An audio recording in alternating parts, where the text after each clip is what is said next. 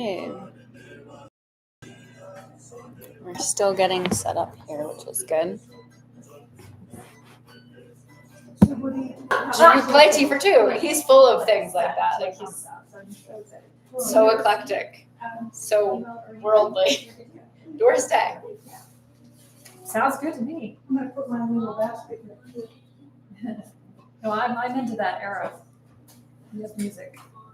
It's a nice. Nice. So for anybody online, my family, we're still getting set up here because my family, I'm from New York, so my family obviously can't be here and they want to support. But hi, nice to meet you guys. Are you on it already? All right, hi guys. We're just waiting on my friend who just got here, Melanie. Hello. So I think we're going to be settling in with this song, the Doris Day Tea for Two song, which my teacher actually recommended this song. And I was telling Amy that it's an unassuming song for my teacher because he's from Mumbai and he's this very esoteric, herbalist studied man, and he's like Tea for Two by Doris Day. Anyway, oh yes, wonderful. So well, welcome everybody for session 2 with Pantry Talks with Drea. We started a recap, but just to let you know how I met Drea. So it was around August, like we just opened July 1. And then Drea came in super excited and pumped over all of the spices and the teas, and she just, all of them. she's like, do you realize that this does blah blah blah to your body? I mean, it's just this constant enthusiasm and excitement. And so I was like, wow, you have a lot. I mean, I've done a lot of some research on my own, just looking things up, but it's just. She has so much more information to give, and the depth in her excitement is like infectious. So we're very excited to have Drea here again for the tea. So thank you. Thanks for coming, everybody. Yeah, thank you all for being here. Today is all about tea. I like to have acronyms and all sorts of fun memory gamifying things in here. So tea for me is about reflecting and sharing. And that is my intention of today.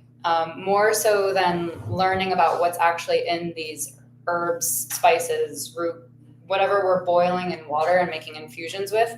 I think that learning the lesson of ritual and routine and mindfulness is a lot more important to take home from here. And you can find all of this information about teas online. It's incredible how far AI has come and how you can ask anything about which tea should I take for this if my stomach is hurting or I have a headache. You can find all of this online, and it can get overwhelming though. So that's why I'm here to maybe give you some guidance of what even these teas are for, how to maximize your benefit, how to balance them with other herbs. And without that foundation, it gets hard to see the forest for the trees. So my foundation is being a nurse. I share all of this information with the lens of traditional medicine, which is in my scope right now. My school is traditional Indian medicine or Ayurvedic medicine, but there are so many other traditional medicines that share this wisdom too. And a lot of the focus is on diet and lifestyle. And so we know that this is the best prevention, diet and lifestyle. This is how we largely can change our epigenetics, which is turning on different gene expression. And if you can prevent certain illnesses, why not? Why aren't we doing this? It's an easy fix, and herbal teas are one of the easiest ways to get jam-packed nutrients into a drink, and it's easily digestible. So I'm going to break a lot of these topics down today into energetics, because that is how the world of herbalism works. when you're drinking a tea, you're drinking it for some sort of medicinal benefit or effect that it's going to have on the body. And oftentimes it's heating or cooling, if it's drying or moistening. And so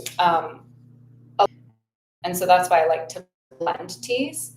And we'll be talking about how to blend some teas and making your own loose leaf at home. And it's like painting. Like, you don't just use one color ever. You're constantly mixing. Humans, we have to constantly blend colors. So we're going to start warming up because it's actually pretty cold out, even though the weather is changing and we're hopefully getting warmer soon. We're going to warm up literally with teas, physically, and then metaphorically too. I would like to focus a bit on warming up the heart. Think about the heart-brain connection, or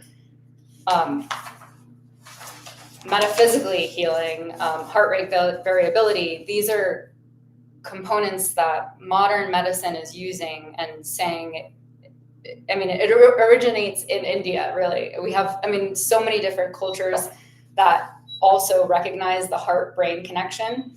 And our teacher always talks about healing on the quantum level, to slow down and just sit with some tea. Try to give yourself grace when there's all this information online and you don't know which way to go. And what it does. Okay. Yeah. Any indigestion, this helps to move the gut peristalsis forward. Tea is also an adaptogen. And your handouts will have some recipes that we will be going to be sharing today. But then if you go past the first page, there are all charts of the benefits of each one of these and how to break it down, which in the future, when you're referencing this pamphlet, you can say, oh, I need something heating, so maybe I'll add ginger. Or if I need something cooling, maybe I'll add peppermint. So these are very obvious ones, but I want to have a quick reference that you guys can make some teas on your own at home. And so with that quick reference, I do have me here, and if you want more information about where I got my information, I will happily share all of that. But also a quick disclaimer is that all of this information that is shared today is to be used for educational purposes. It is not definitely saying it's going to cure you of your diabetes or it's going to help your heart attack. Like, it's not so cut and dry. These are very subtle energies that we're working with. And so herbs are very powerful. It's the original plant medicine that we extrapolated from and made very strong medications that we work with pharmaceuticals now. And the herbs themselves still have those components that can be powerful for you. They can be drying, heating, or even blood thinning. So always consult your doctor before starting to drink tea regularly, because they do have some effects. Like if you're on a blood pressure medication, this might be lowering your blood pressure too quickly. So you need to maybe drink a little bit less of that one, or talk about getting off your blood pressure medication with your provider, but always work with your provider.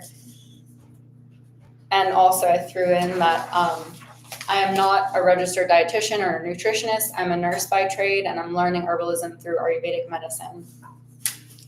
And some of these teas are also not safe for your pets. So I just wanted to throw that out there, because a lot of the times we do use herbs on our pets to treat them. Like you can put turmeric and honey on, really going to be feeding them. Turmeric is fine, but there are other teas out there. Just look them up.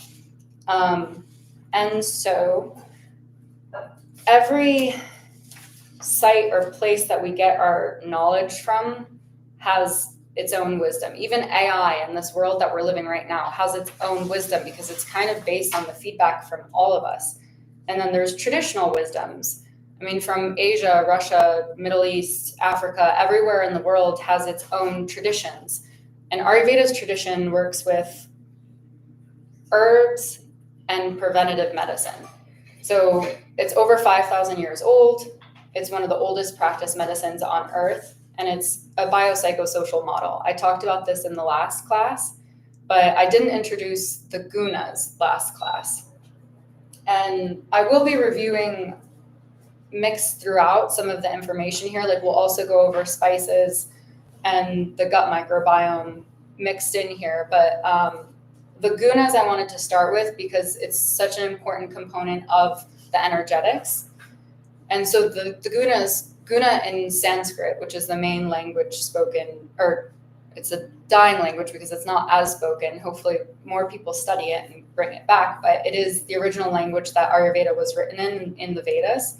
And so guna is Sanskrit for qualities. And the three major qualities in life that pervade all aspects are sattva, rajas, and tamas.